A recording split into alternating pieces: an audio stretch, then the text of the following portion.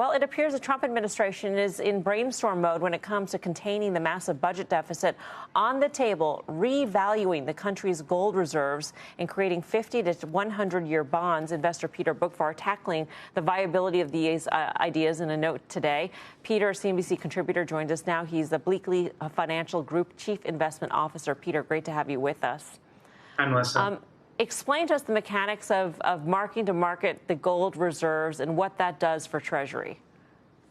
So in 1934, the Fed transferred their gold holdings to the Treasury and in return got this gold certificate. In 1973, that gold, which totals about 260 million ounces or 8,100-ish tons, was valued at $42. So on the books of the Treasury, right now the gold's worth about $10 billion. But in reality, with gold at around 2,900, those holdings actually total north of 800 billion. So I'm hearing chatter, and the Financial Times over the weekend in an editorial talked about the possibility that the Treasury, in a relationship with the Fed in terms of gold certificates or maybe a repo or other ways of basically injecting the difference between the current mark of 10 billion the current old mark, really, of 10 billion and what would be a new mark at 800 plus billion, and that cash would get injected to the Treasury general account. So why does gold go higher in that scenario? Well, it at least maybe would put a floor under the price of gold.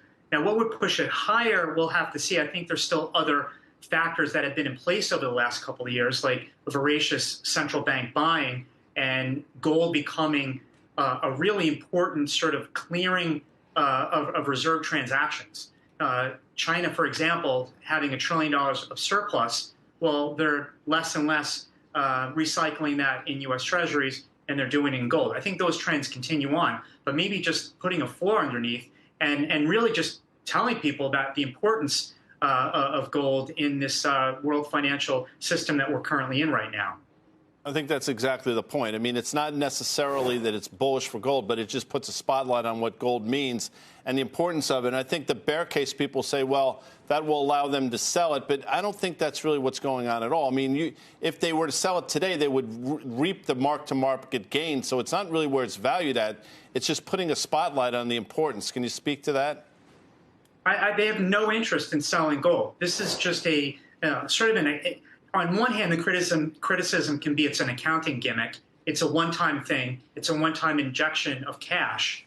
But I think the administration is looking at a variety of different things to deal with the excessive debts and deficits we have. I mean, Scott Bessent, when he said he's focused on the long end, he was not kidding.